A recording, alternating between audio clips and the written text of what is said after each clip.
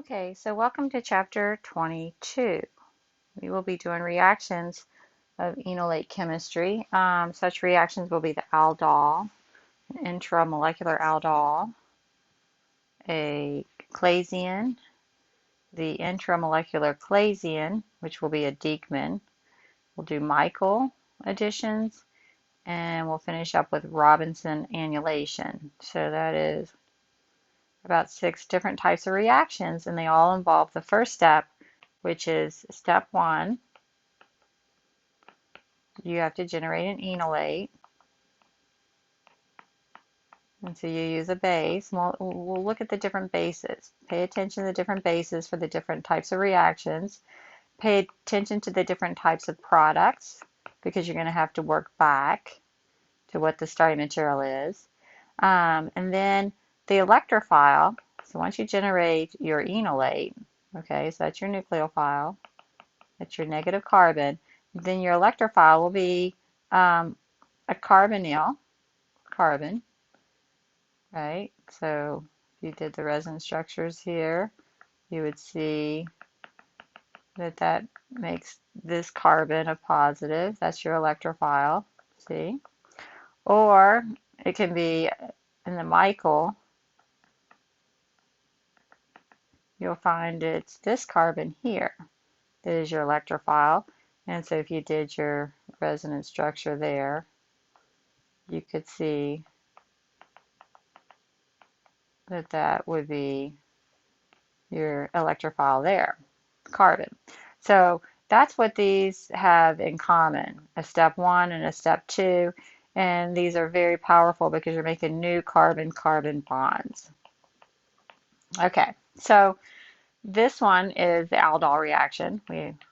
Okay, and so it typically starts with an aldehyde or a ketone, and then it attacks, and you're going to make an OH. Okay, so here, this is your alpha carbon, and I want you to always draw in the alpha carbon.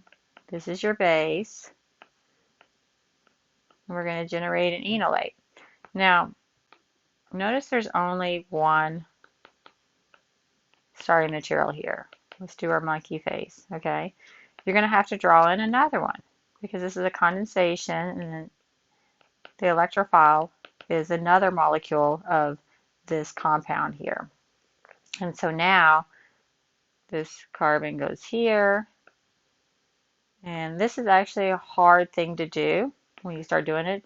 The best when you're drawing these molecules, the condensation products, it's actually kind of hard to not lose track of carbons. So, and if you draw the structure wrong, it's wrong. So the best way to do that is identify this is your alpha carbon, identify this is your beta, okay? And you see that that is the new bond you're making. So then you draw your alpha first. So I want you to draw the alpha compound first. And guess what? You draw it just the same way. So I know you have the monkey face, the enolate right there. There's your alpha. But now those two bonds, those two electrons are going to make a new bond here. So the beta is this. Okay. Now, notice on your beta you have a carbon here. So draw that carbon here, and then you have the rest of the molecule here. Okay. Now what happens is this is also in water, and you do a protonation step. And so that always happens. You can't have base without the water. So we got our CH3 there. All right, so identify this is your alpha and this is your beta. You see there's your alpha and beta. What's wrong with this one? You're missing the CH3. You're missing that CH3, so that can't be right. This isn't right. This alpha beta, and here's an alpha beta. So in this case, this one is missing the CH3. So that's not right. you can always count your carbons. You have 6, 7, 8, 9, 10, 11, 12, 13, 14, 15, 16 carbons. See, condensation, 6, 7, 8, 8 carbons. You're condensing these. You're going to have another 8 carbons. 8 plus 8 is 16. Well, how many do you have here? 12, 13, 14, 15, 7, 6, 7, 8, 9, 10, 11, 12, 13, 14, 15. So sometimes that alone can help you find the right answer. There you go, D. Okay, so welcome to chapter 22. Condensation reactions between two carbonyl compounds. So that's what we're doing. We're going to generate our enolate. That's your alpha carbon, and then the electrophile is going to be your beta carbon, and you're going to make a new bond. Now, so this aldol, you won't have two, so you're just going to have to draw the two. Okay, so on your exams you won't have a 2 there, so you'll just want to go ahead and generate your enolate, and then you would want to draw a second one, and label that as your beta. That's your alpha, that's your beta, and then draw your alpha the same way. There's your alpha, and then your beta is going to be this new bond here. So there's your beta, and those electrons go up, and you have the CH3 here. Count your carbons, 1, 2, 3, 4, 4 carbons, 1, 2, 3, 4, 4 carbons, and then this is going to pick up a hydrogen and become protonated. This is a beta. There's alpha, there's beta, beta hydroxy carbonyl compound, aldol. Now this is a mild case. You're going to find that this actually loses water most of the time. Okay, so this is the mechanism we just went over. The first step, you want to do the base and generate your enolate. Second step, your nucleophile, which is your enolate alpha carbon, attacks the carbonyl, the beta carbon. Always label those. You don't have to draw the enolate here. You want because this is the active species that's going to be productive in making the new alpha, beta, and then it gets protonated. This is alpha, this is beta. Keep labeling it because it's going to help you in the future if you take this compound here and you have to figure out what are the starting materials, then you're going to want to do this is your alpha, so your carbonyl, so that's your alpha, and this is your beta. You're going to do an alpha beta slice. And this is a retrosynthesis, a way to go backwards. And you're going to want to draw your alpha just the same. Okay, so there's your alpha. And then your beta comes from a carbonyl. Okay, so then you would be able to say, these are my two starting materials. And so this is going to be key because you're going to have, like I said, 6 different types of reactions. And it's going to be very important to be able to work backwards. Okay, so it is a reversible reaction. Sodium hydroxide, this is important. So if you're going to do an aldol reaction, you usually use sodium hydroxide, just a small amount of OH to generate the enolate. And this is going to be thermodynamically driven. That means it's going to be done at room temperature, and it's just going to go back and forth. That's the equilibrium arrow. It's going to go back and forth, but there's ways to drive the equilibrium towards the product. And so we're going to see this. So this is just showing you that aldehydes and ketones undergo nucleophilic addition, which we've talked about, and the nucleophile adds to the carbonyl, and that's how you get your addition. We've been doing this already, nucleophilic addition, but now your nucleophile is going to be your enolate carbon, and that's called an aldol. Because this typically, you think of that as an aldehyde, and then this becomes an OH, which is an alcohol, and that's where it comes aldol, is the name. So here's propanol, okay, al for aldehyde. First thing you do is generate the enolate. Make sure you keep that labeled as alpha. You draw another propanol, and this is your electrophile. And so there's your beta carbon, and then it gets protonated. And make sure you label that alpha beta. Okay, so what is this? The alpha carbon of one carbonyl component becomes bonded to the carbonyl of the other. So there's your beta, this aldol reaction. Okay, so this is your typical product. So see this?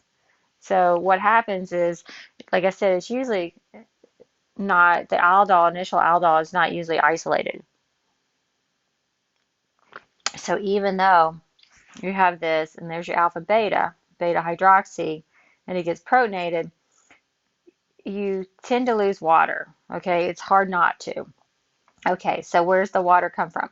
Well, on this, you're still in solution of sodium hydroxide. This alpha carbon hydrogen now is more acidic. It's more acidic than this one. So if you remember, this has like a pKa of like 19.2. This now has this beta hydroxyl, so it's going to be less than 19. So this is going to want to get deprotonated. And then what happens is, this is the only time that you have learned so far in organic chemistry, okay, in organic chemistry in your curriculum, that OH can be a leaving group. So a lot of my graded feedback, I took off a half a point or a point if you did not protonate your OH to make it a good leaving group.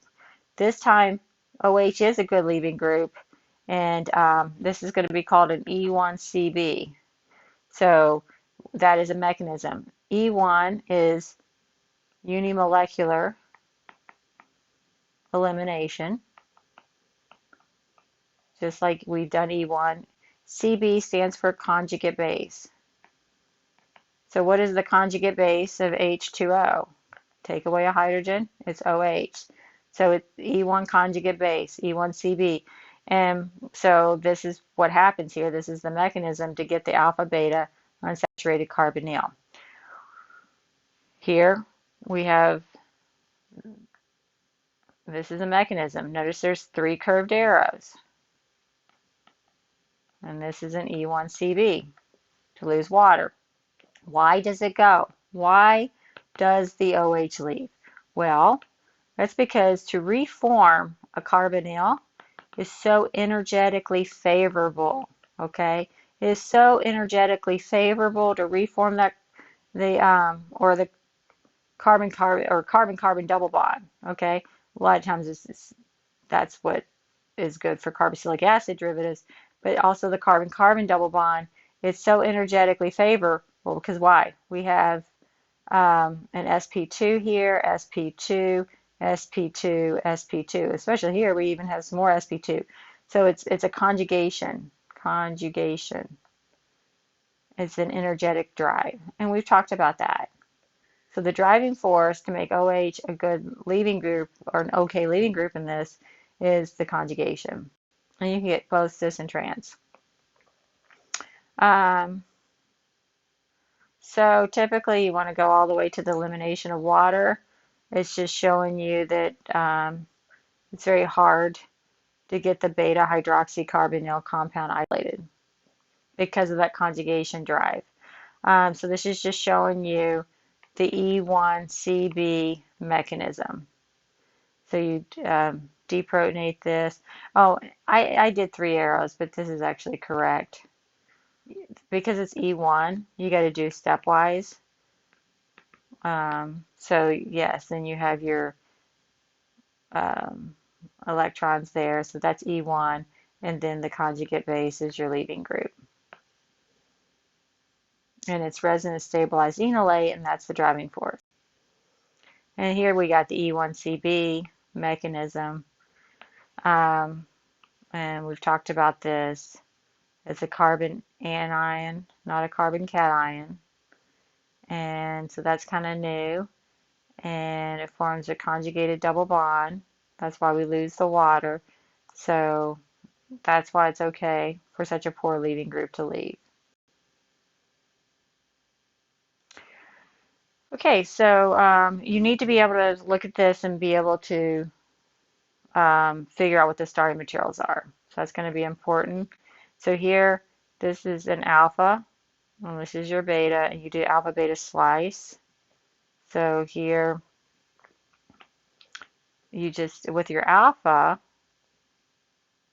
you see, you want to just copy the alpha structure, and you do have to include this ring here. And then your beta is here, and you make the beta a carbonyl. So just make that beta carbonyl, and then you keep everything with that. And you'll see that that's basically two of those. So the sodium hydroxide gets that product. Here's your alpha. I'll keep the same color coding. Make alpha the blue, beta the red. And then do your slice between the alpha and beta. And then your alpha you draw the same. So there's your alpha. Okay, so there's alpha. And then beta, you're going to make the beta the carbonyl.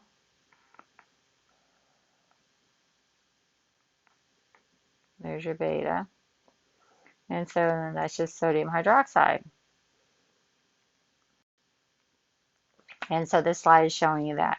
So you just want to be able to label alpha and beta and do your slice. Always draw your alpha the same way.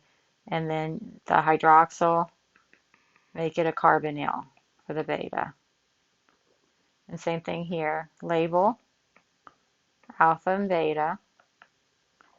And then do your slice. And then your alpha draws the same way. See how they're the same. And then for your beta, you want to make that double bond beta your carbonyl. So the beta is always the carbonyl because that's your electrophile in these reactions. Okay, so what are we doing here, folks? Alpha, beta, slice. So where's the alpha? You draw the alpha the same way. That's your alpha. And then your beta, that's going to be your carbonyl and sodium hydroxide. So D is your answer. Now, I want you to hammer into your mind. If you and say this is an alpha beta unsaturated carbonyl product. Okay, and so that means it comes from the aldol reaction. So you need to label that because we're going to be looking at different products and you're going to need to know what reactions. Aldol reactions means you got either two ketones or two aldehydes, or a ketone and an aldehyde functional group. So a crossed aldol means you have two different aldol starting materials. And a lot of times how you decide which one's going to be your alpha is going to be the most acidic proton between the twos. Okay. So that's where you look at your pKa values.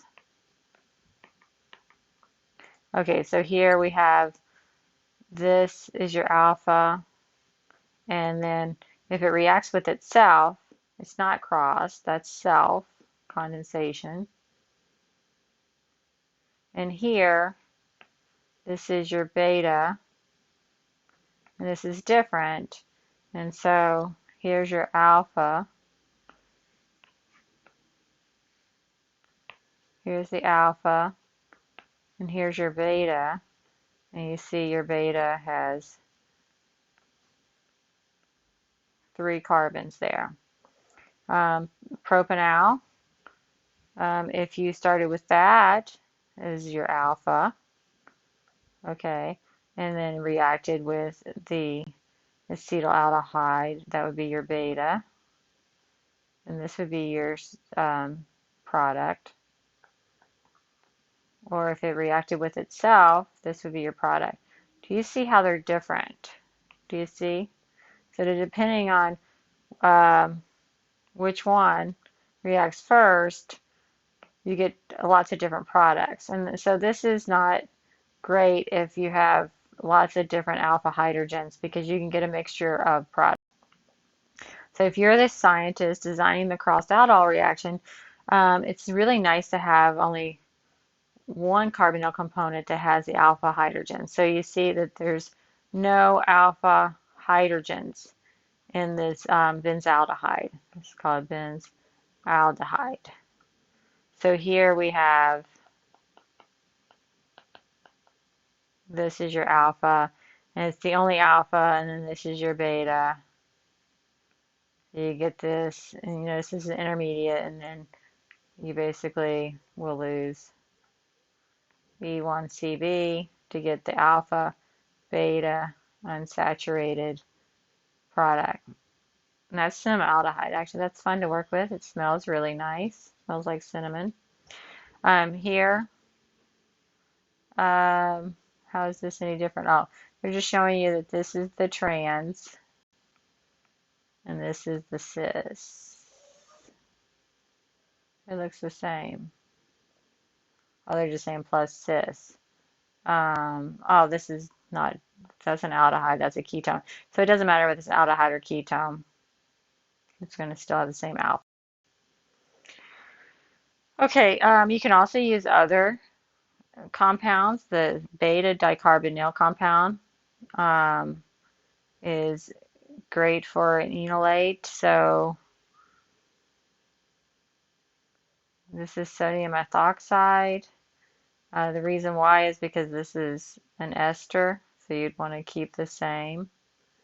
Instead of sodium hydroxide, these are esters, so you have to use this base. This is important because you want to avoid trans esterification, and that means like if this was a methyl ester and you use sodium ethoxide, then you would get mixtures of ethyl ester because carboxylic acids undergo derivative reactions. Obviously, this is your alpha, and you'll attack here, and then you'll get this alpha beta. What's nice about this with the beta dicarbonyl is you can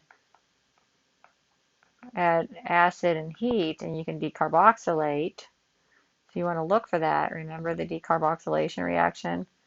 And so you have alpha beta unsaturated ester, but that would go to an acid in these conditions. And so there would be an alpha beta unsaturated carboxylic acid. And that's what they're going to show you here. You see, so this is you got to find your alpha hydrogen. This is going to be the alpha. And the reason why, what's the pKa value of that? That's going to be 11 because you got the esters. You're going to have to use sodium ethoxide because this is an ester and you do not want transesterification. What would happen if you use sodium hydroxide?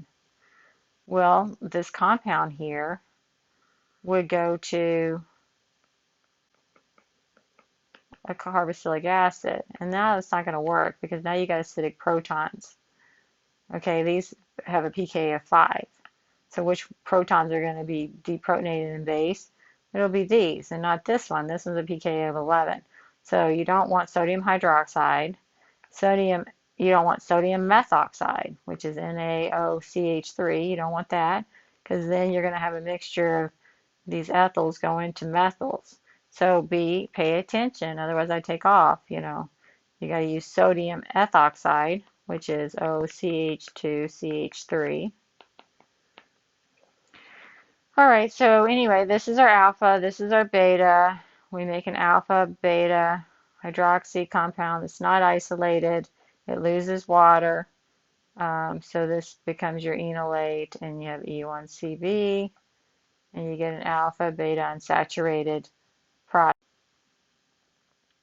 These are active methylene. Methylene is a CH2. So there's a CH2, CH2, CH2, CH2. Compounds, they're more reactive towards base than other carbonyl compounds. You know that this has a pK of 11. This probably has a pK of about 10 because you got also a ketone there. This is probably something like 11, maybe 11. Nitriles are carboxylic acid derivatives. They're kind of just masked, like a Halloween costume. Um,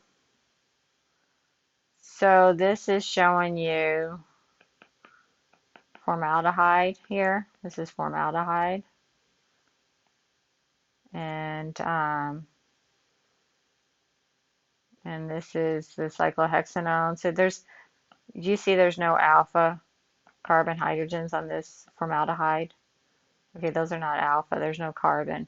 So in this case there's your alpha hydrogen. Draw it in, take the time. Sodium hydroxide, you don't have any esters. Make your enolate. Okay, and then this can go, there's your beta. And there's that. And then they're just showing you can do all kinds of things. Like the carbonyl can get reduced to the alcohol. You can also take this and lose water, right? And so if that's the case, keep it in base. E1CB. Now you have this then can be reduced to the alcohol. You can reduce the double bond using catalytic palladium to the ketone. You can add a Grignard to the alcohol to make a tertiary alcohol, or you can add a cuprate. See, the cuprate adds to the 1,4. So this is applying some of your other, what we call functional group transformations, FGT reactions. Once you, and these are synthetically important because you can do lots of different compounds. Okay, directed aldol. A directed aldol, you're going to have to use LDA. So remember we talked about LDA, lithium diisopropyl amide. It's a non-nucleophilic base. It's a strong base, and it's going to be kinetic. It's going to go for the less substituted kinetic enolate. You always do this about minus 78 degrees in THF. And so you generate that. Usually you do that, and then you go to lunch, or maybe you go answer your emails. And then you're going to take a syringe and add in your electrophile, which is your carbonyl containing the beta carbon. So the first thing you do is generate, you only have one carbonyl component when you generate the enolate. This gives you 100% of the enolate, okay? So it's not equilibrium, it's not going back and forth. You will get, with time, at minus 78, you will just get it right. Like if this is your enolate, you're going to get that alpha carbon as your enolate, and it's going to be 100%. And then you can just syringe in your other compound. Boom, boom, boom, boom, boom. Dropwise over maybe 10 or 15 minutes, and then it's going to react. And that's what's done here to make this compound. Now, these are reactions you do a lot if you do organic synthesis. This is your alpha carbon. So drawing your LDA is going to be minus 78 degrees. LDA is going to take that alpha hydrogen. It's going to generate the enolate. Okay. And then you're going to syringe in this compound here. Okay, and now that's going to be your beta carbon.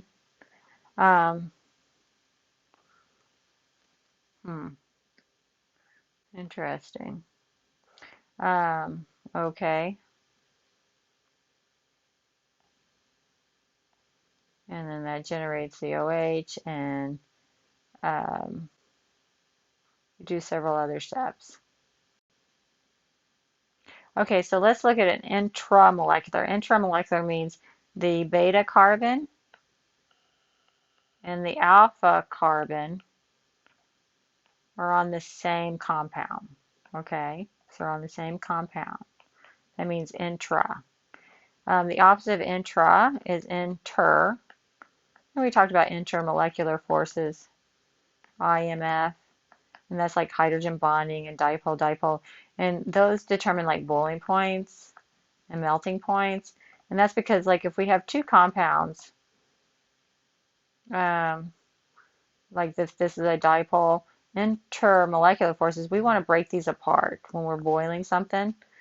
So they're in a liquid phase and we want to separate them so they can go and be on their own in the gas phase. Okay, that's intermolecular. When we talk about anything intramolecular, it's within itself.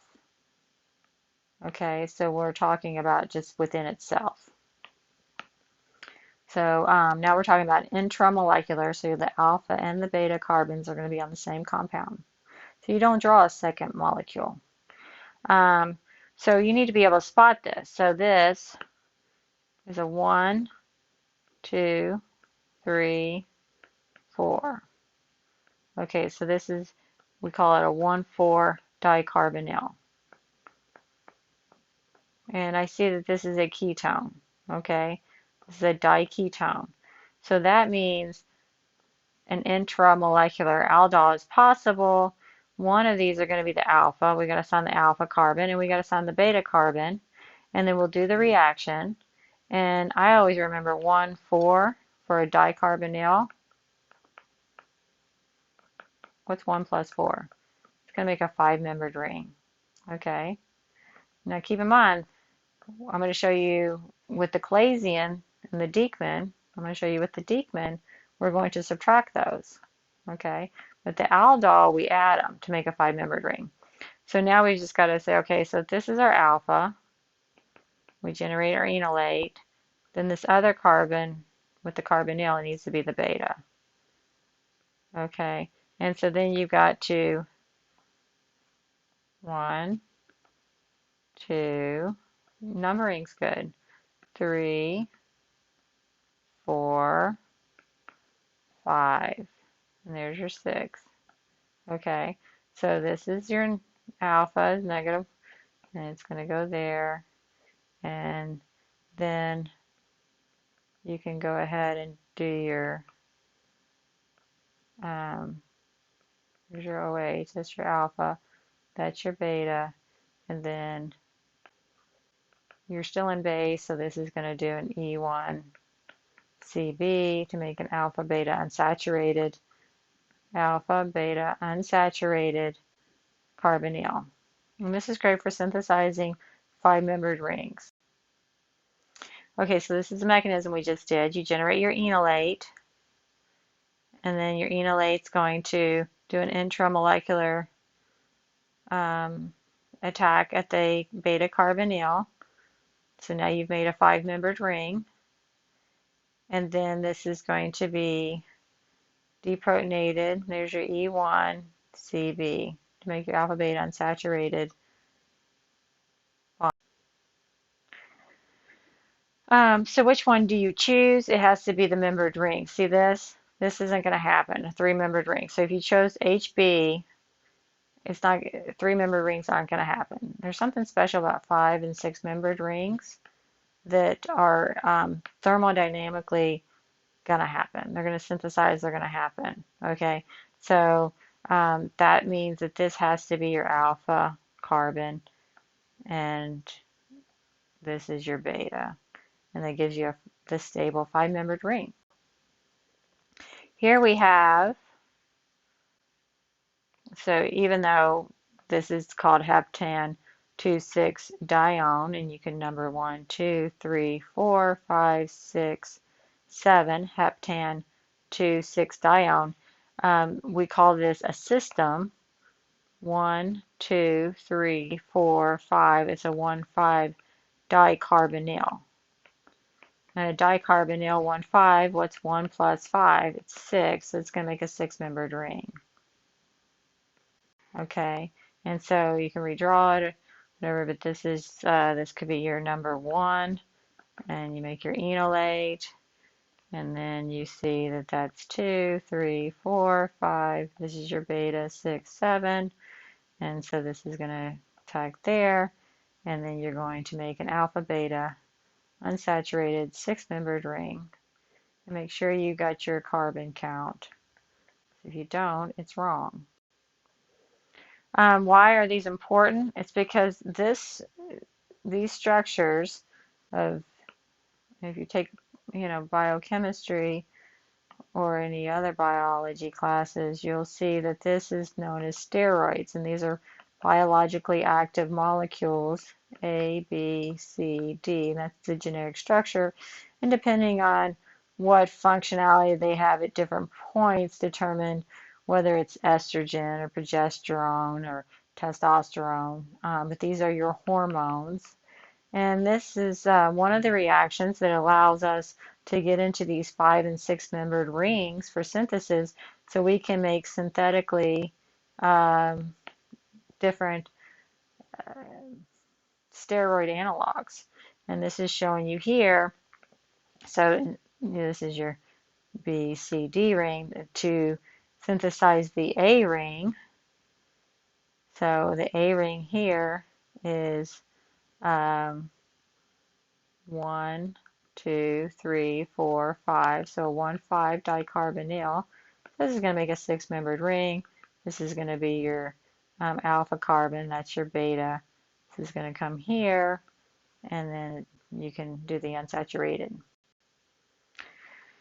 All right, so those are 2 reactions. I told you we have about 6 to discuss today. So we got 4 more. So we just did the aldol, and then we did the intramolecular aldol. And the intramolecular aldol made 5- and 6-membered rings. Okay. And we just talked about that.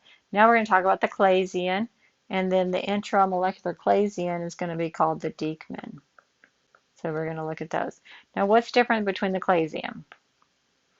The first thing you should notice is this is an ester. Okay, ethyl acetate 8. This is an ester. And so we have to be careful about the base we choose. Aldol uses sodium hydroxide, unless there's a reason not to. This has to use the sodium ethoxide because this is an ethyl ester. If this had been a methyl ester, we would use sodium methanol. Sodium methoxide. All right, but still, this is our alpha. Now remember, this pKa is about, I want to say 25. Remember aldol? That pKa is about 20. This one's 25. So it's about 10,000 times less acidic, but still just fine. So then what happens is we generate our alpha enolate. So we do the same thing there. And then you need to draw the second one. You won't always be told second. And this is going to be your beta. So here you have your alpha. Here you have your beta. And we form that. You draw your alpha just the same. Okay, so there's your alpha. We just draw it the same. And now we're going to draw our beta. Okay, this is our beta. Now notice what's on the beta. You have an O ethoxide and a CH3. 1, 2, 3. This is a tetrahedral intermediate. Now, if you remember, for carboxylic acid derivatives, they undergo nucleophilic acyl, not addition, that's aldol, substitution. Okay, we have a leaving group. So this comes here and that leaves.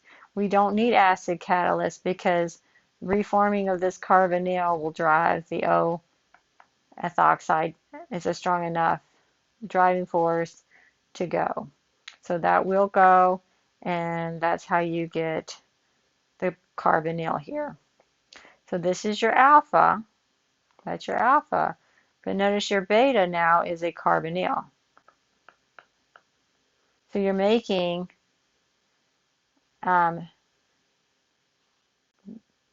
beta dicarbonyls. Those are your products. Okay. Remember in aldol you had alpha beta unsaturated carbonyls. Well, this is a beta dicarbonyl product. So whenever you see that, alpha beta dicarbonyl, you need to be thinking, I came from an ester, because we have to have a leading group. So it's just showing you the mechanism. You generate the enolate, it's your alpha, and then it reacts with itself, that's condensation, and makes the tetrahedral intermediate. And because this is a leaving group here, this is acyl, nucleophilic acyl substitution. We're going to have that leave, and we've made a new alpha beta compound, and this is a beta dicarbonyl. You can deprotonate this again. Remember the pKa of a dicarbonyls. This one's probably going to be about 10 because you have an ester and a ketone. But there's nothing to do here at this point, so it'll just reprotonate. If you did want to go on and react further, you have seen how to alkylate. So you know you can react this with like an alkyl halide, or we've added halogens in the previous, like bromine or chlorine. So you can add new elements there. All right, so it's very important that you can see the difference here. So this is alpha, beta, do your slash, and do you see that this comes from, you just redraw your alpha compound, draw it correctly. Okay, so that's your alpha, and then your beta has to be carbonyl. Okay, so, and that was sodium hydroxide, and that's an aldol, because this is an alpha beta unsaturated product. All right, this one, we have a beta dicarbonyl. So you need to think Claisian. And when you think Claisian, you need to think ester leaving group. So here you have alpha, beta, and you slash it. And in this case, you always draw the alpha the same way. So there's your alpha. See how they both have the same alpha? But now the beta is a carbonyl, so the beta needs to be an ester. Okay, so this is an ester, and the base you would want to use is sodium methoxide. And those are the difference. What is the missing starting material in the reaction below? Okay, so we've got a base, sodium methoxide. We have an ester here. Okay, so you want to do alpha, beta. And that might not be the best, you know? You're going to have to play around with it. What if, let's do this. Is there another way to assign alpha, beta here? This could be beta, and that could be alpha. Okay, so let's see this one. If this is alpha and beta, then this is your alpha.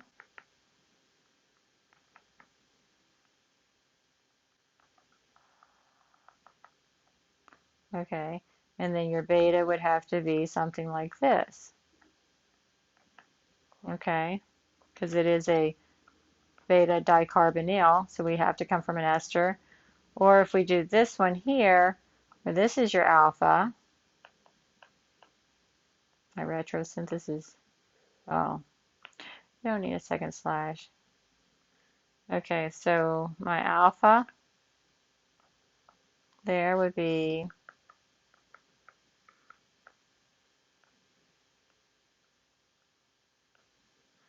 drawing is getting scarier by the minute here.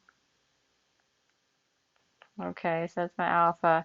And then my beta would have to come from an ester. Or you know it's going to be ethyl. Notice that these look like the same, right? So this is probably going to be the most likely, and it is. Okay, so if you label them wrong, then you can always redo. All right, so Claisian reaction. Um, so the thing here is nucleophilic substitution. You can have any kind of nucleophile, but in the Claisian, your nucleophile is your enolate. And you make a beta dicarbonyl. What is the missing starting material in the reaction below? Once again, you want to label alpha beta slash. Okay, this is an intramolecular. You see how that, because when you do this, and you don't have to totally change the orientation of your molecule, okay? You can just keep the orientation the same. Sometimes that's helpful, right? And then what do you do for alpha beta? You make that your carbonyl. So then you can see that this is a 1, 2, 3, 4, a 1, 4 dicarbonyl. And you know this is a intramolecular aldol. So 1, 2, 3, 4, 5, 6. Make sure you got 6 carbons. So D is your answer. This is a 1, 2, 3, 4, 5, a 1, 5, which would make a 6-membered ring. This is a 1, 3, and this is not that. All right. What is the missing starting material in this one? Now you see you have alpha beta, and the beta is a carbonyl. So that means you're coming from, this is going to be an intramolecular Claisian, which is a Dieckmann. We just haven't said that yet. So here you go, alpha,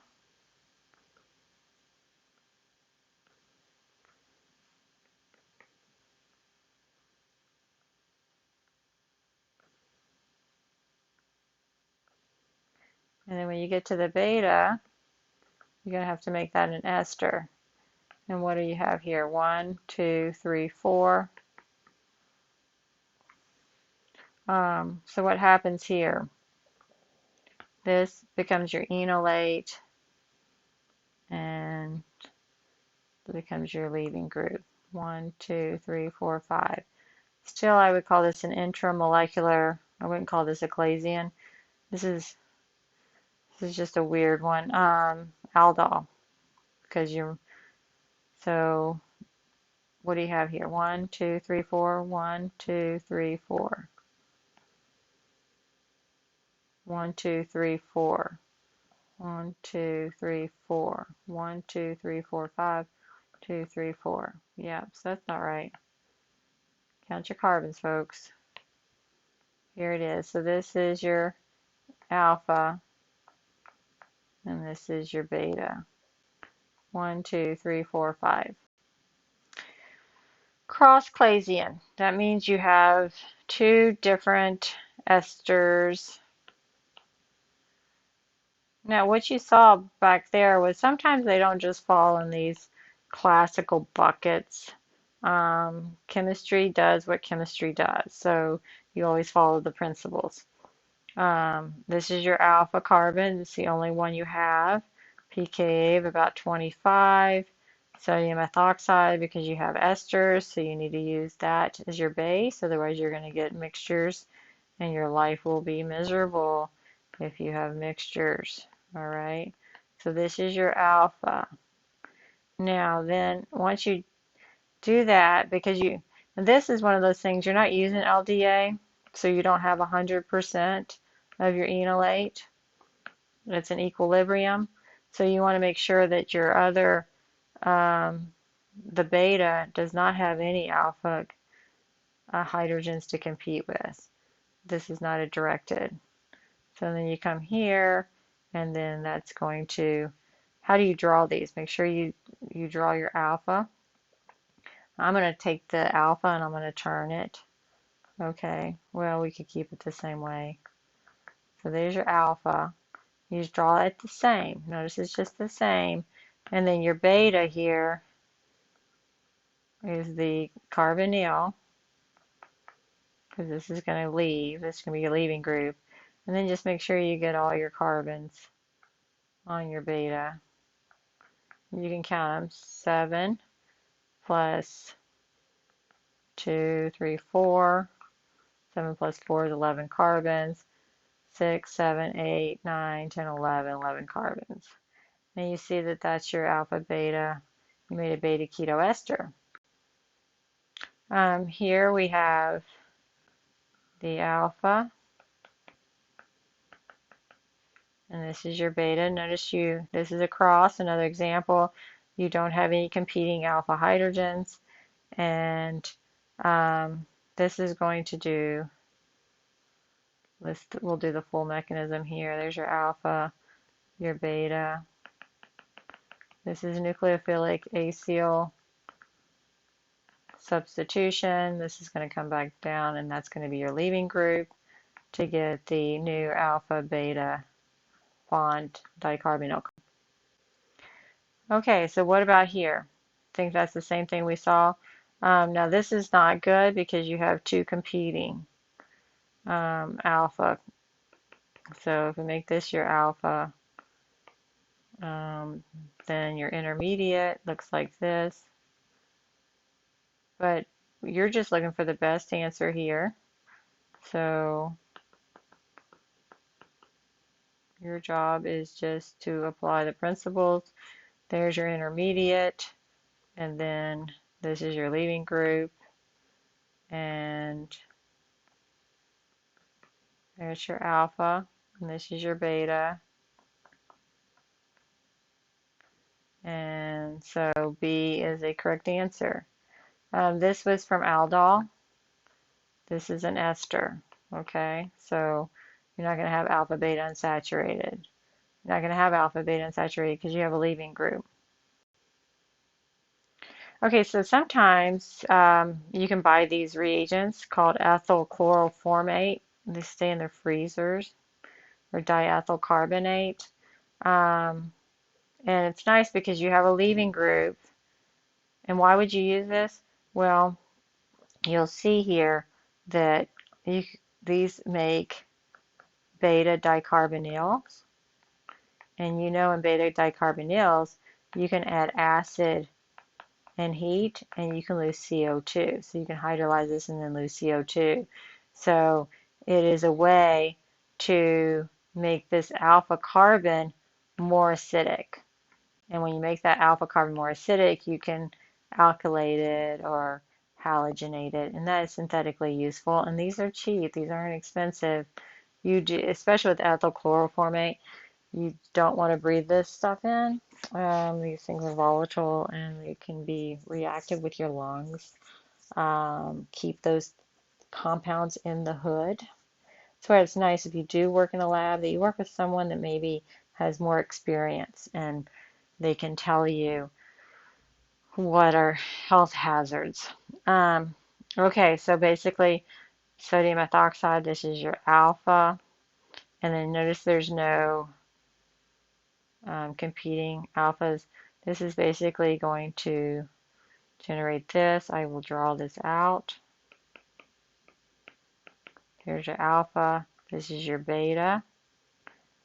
And I just went ahead and had that leave. leaving group.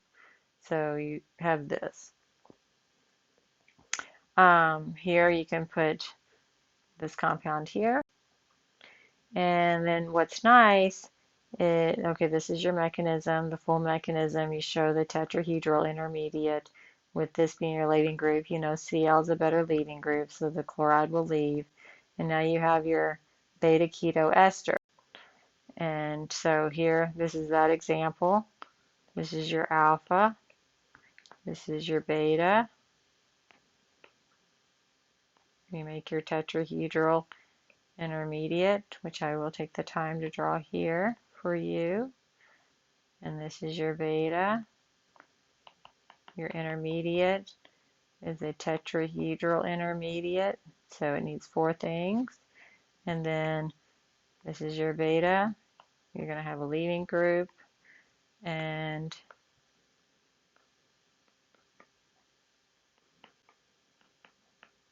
there's alpha, beta. Which one is that? It would be B. Okay, so Dieckmann is an intramolecular Claisian. So you see you have esters and 1, 6. What's 1 minus 6? Absolute value, 5. So this is going to make a 5-membered ring.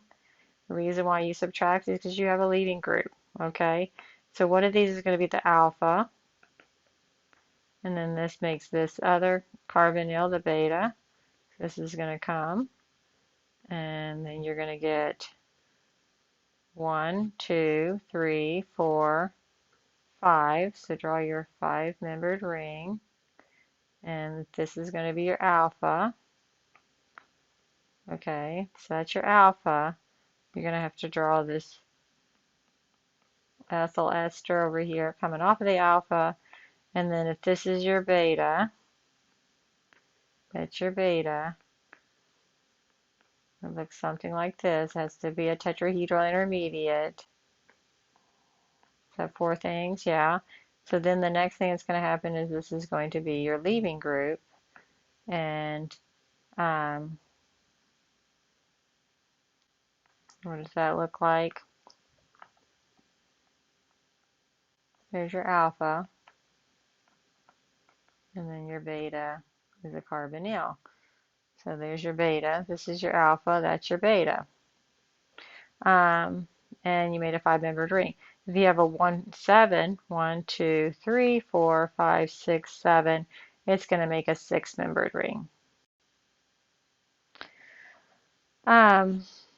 So this is just showing you what I just showed you. You have your alpha, and this is your beta, and you make a 6-membered ring, and then that's your tetrahedral intermediate. And then this is your leaving group. And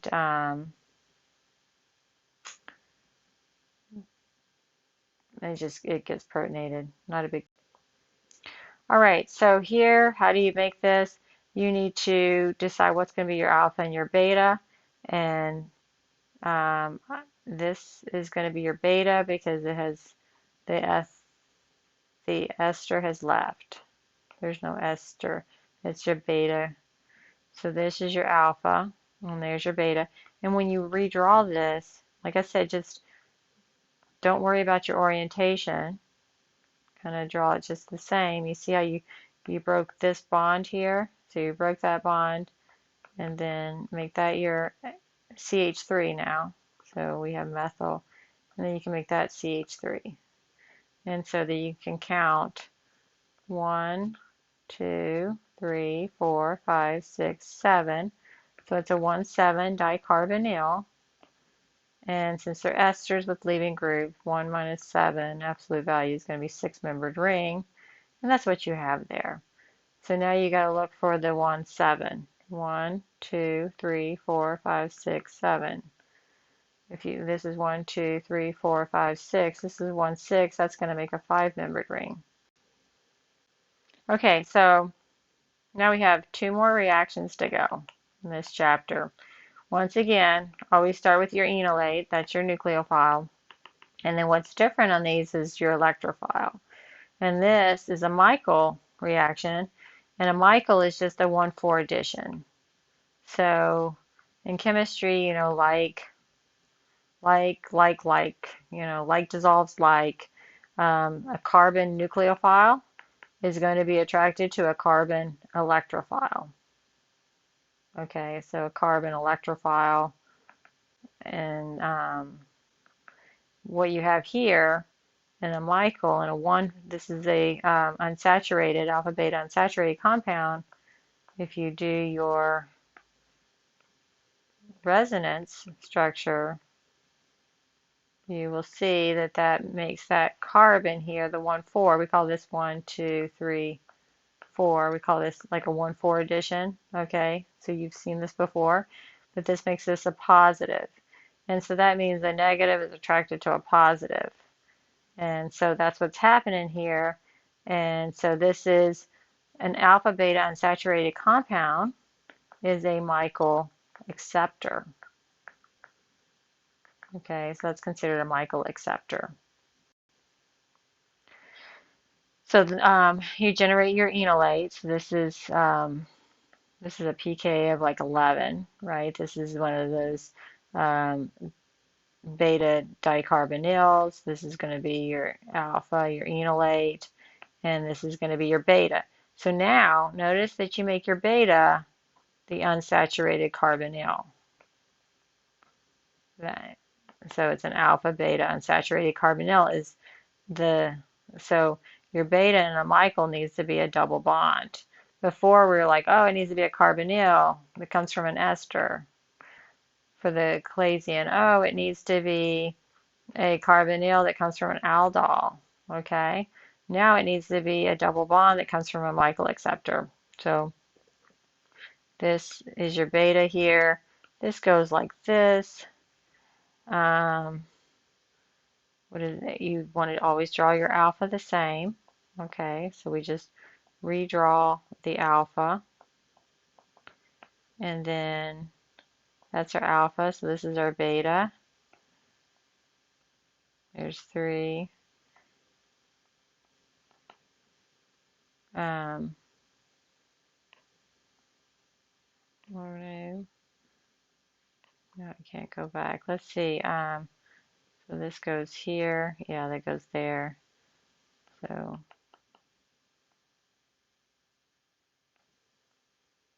okay, so here I've drawn this. This is what happens when you push those electrons. Okay. So this picks up a proton. So when this picks up a proton, let's just pick up a proton.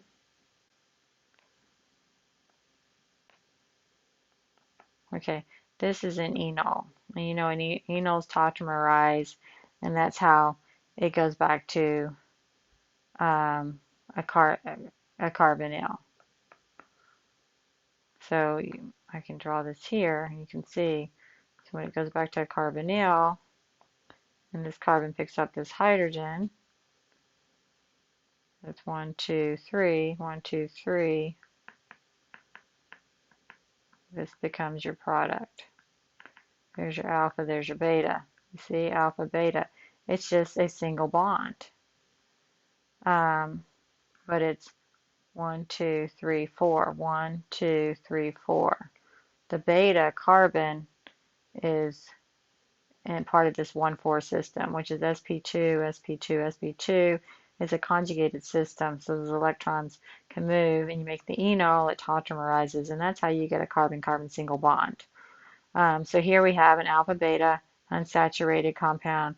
We have our alpha here, and this is going to add there. You could just draw the single bond if you don't have to do the mechanism.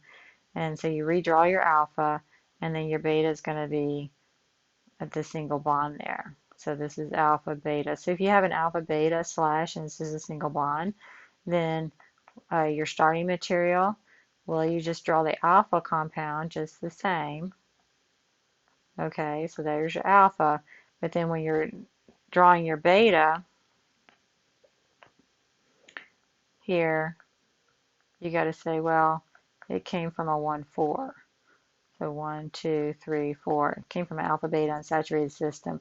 So that would be your starting material, and you'd want to use sodium ethoxide. So that's how you would dissect that. Okay, so here we see we deprotonate this. This says this is just the mechanism I was talking about to generate your enolate. That's your alpha compound. This is your 1,4. Adds there. And then this is one way you could just pick up the proton. You don't even have to do the enol tautomerization.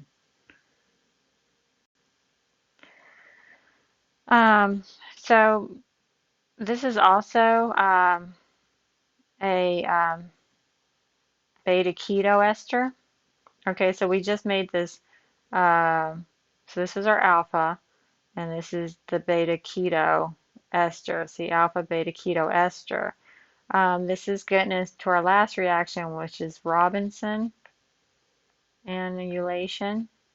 Okay, and so we can make a ring. And you see that this is a 1, 2, 3, 4, 5, 1, 2, 3, 4, 5 membered ring.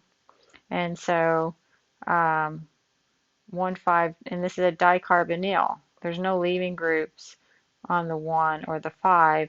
So 1, 5 dicarbonyl, since there's no leaving groups on the 1 and the 5, we're going to add 1 plus 5, and you see that's a 6-membered ring. So what happens here is you make an enolate here, and then this will add here, and you have this 6-membered ring, right? And then this is your beta, and then you have 1, 2, 3, 4, 5, 6-membered ring.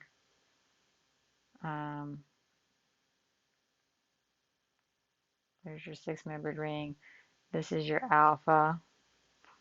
This is your, that's 1, 2. That's your alpha. 1, 2, 3, 4, 5, 6. 3, 4, 5, 6 is beta. And then also on the alpha, you have to have your ethyl ester.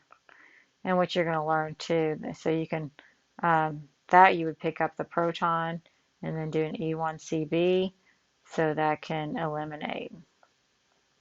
And I don't think they're going to take you into that, but they're just wanting you to recognize that. But because that's an aldol, it does alpha beta unsaturated.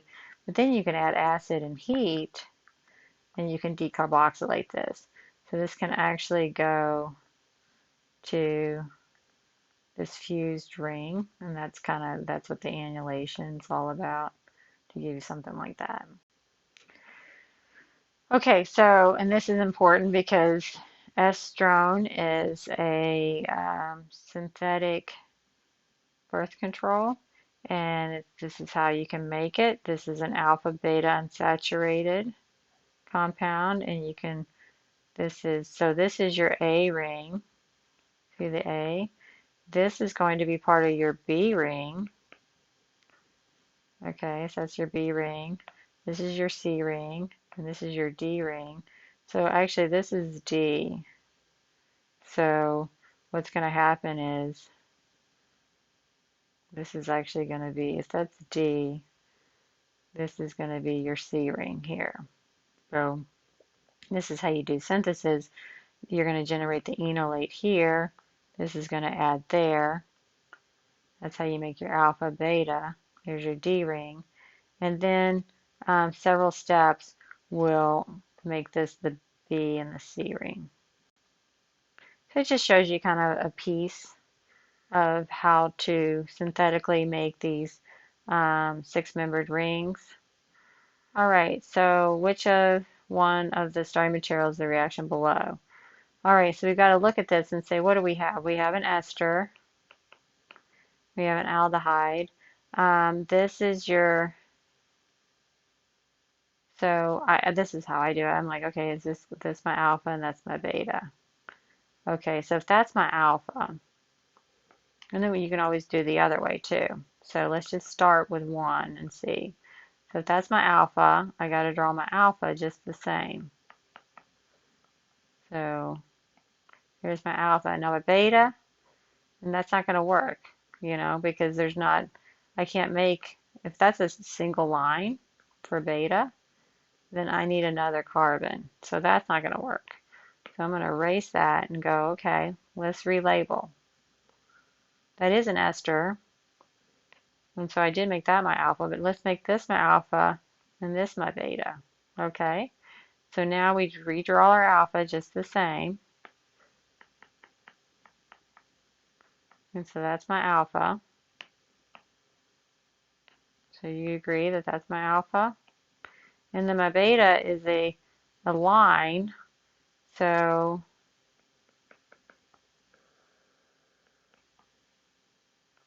um, so beta, and this makes me wonder, could that be my beta? Let's do another one. That one won't work either because it's not a 1, 4. So though, so let's redo this. Let's make beta.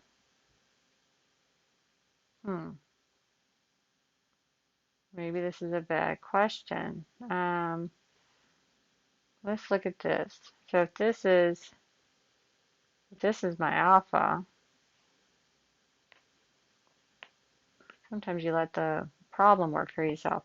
Okay, so if this is my alpha, that would be my alpha. But the problem is I have that, oh, I see. This might have been 2 steps. This might not be a good question. But if that's my alpha and this is my beta, would that work?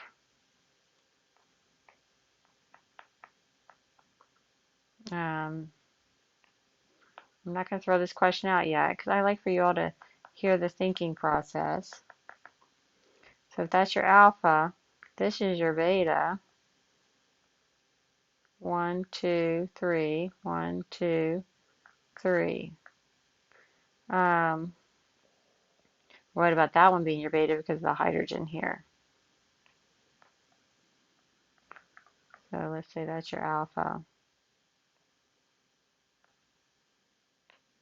If that's your beta, I think there's a missing carbon. If that's your beta,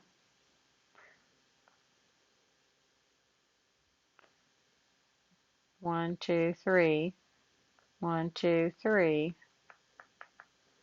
That looks like that. I think that could be a part of that. So that's alpha, but that's your beta. That would have to be beta.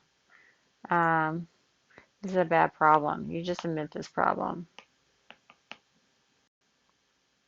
Okay, so I did hint about the Robinson annulation. This is the last problem, and it starts with a Michael acceptor. So this is your alpha, and this would be your beta. And so that's the first thing you do. And so try to draw that. And so that's your beta. 1, 2, 3, 1, 2, 3.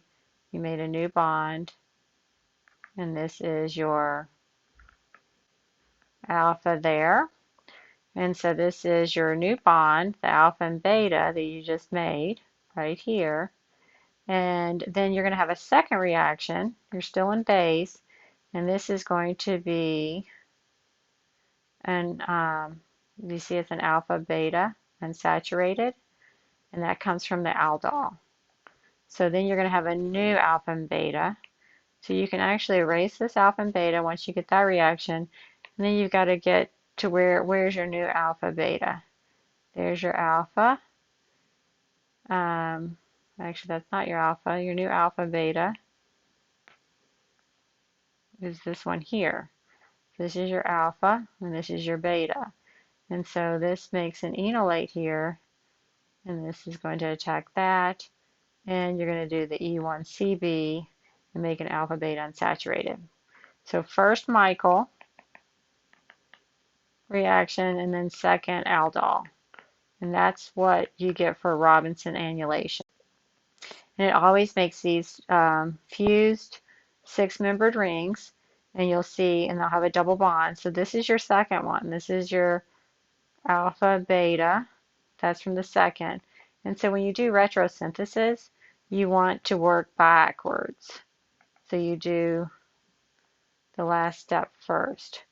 So break that alpha beta. Okay, and there's your alpha beta. And then you're going to redo another alpha beta. Um,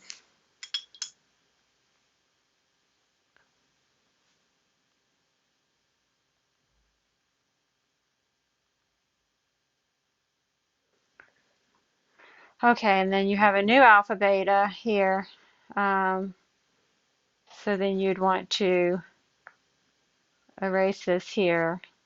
And then you'd want, okay, so where's your alpha beta here? This is your new bond, alpha beta. And since it's a single bond, it comes from an unsaturated, a beta unsaturated, a Michael acceptor. And then the alpha is this. So you can see how now you can get to, so if you get a start, if you get this as your product, how do you break that down? I think these are hard. I think Robinson annulations are probably one of the hardest reactions you do. I usually will only give maybe one question on them on assessment if I do that. But you break it down here and then you break it down there. So once again here, this is your alpha beta. You want to break that down and just you redraw everything the same way. Um, so you do that, right? And then the beta comes from a carbonyl. So, and then you want to reassign alpha beta. This is your alpha beta, but this time your alpha beta is an unsaturated, and so you see the methylvinyl ketone and the cyclohexadione. This is showing you the mechanism going forward. You can take a look at that. You make the enolate, you attack the alpha beta unsaturated compound. So here's your Michael acceptor. And then the second thing you have to do is an aldol, where this is your alpha carbon, and it's an intramolecular aldol. And then you have your E1CB, which is right here. And then that gives you your Robinson annulation product. So this is kind of what we're showing you here. How do you go from the product to the starting material? Like I said, you want to label this as alpha, beta, and you want to break that down first. And you just want to draw your alpha just the same. This is your alpha, and then that's your carbonyl. And then you want to reassign this here as your alpha, beta, and the beta now is a single bond. So it's going to come from this methyl, you sometimes see MV, methylvinyl ketone, we'll say MVK. This is the starting material, that's methyl, this is methyl, this is vinyl, and that's your ketone. And then the alpha, how could that, oh, that's your alpha because of there. And so there's your alpha. So where have we seen this in application, real life application, in steroids? Because a lot of times you have to put, this is like an A and a B ring. You see the A and the B ring, and you can do the annulation for steroids. So it's a very important reaction. All right, so let's finish up with this. This is a AB kind of system, an annulated ring of 6, and let's just break it down. So let's just do, this is your alpha beta, you start there, and then let's draw that. So this all stays the same, okay? And then you have, there's your alpha, and then your beta was a ketone. And then you're going to have to make the new one your alpha beta. So this is your alpha beta. And in this case, the beta is an unsaturated.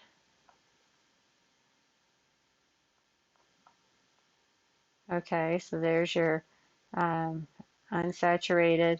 And then the alpha is just drawn the same. And so then when you look for this, you can see that I think this looks like the right one here. Look for the right number of carbons. So yes, D would be the correct answer.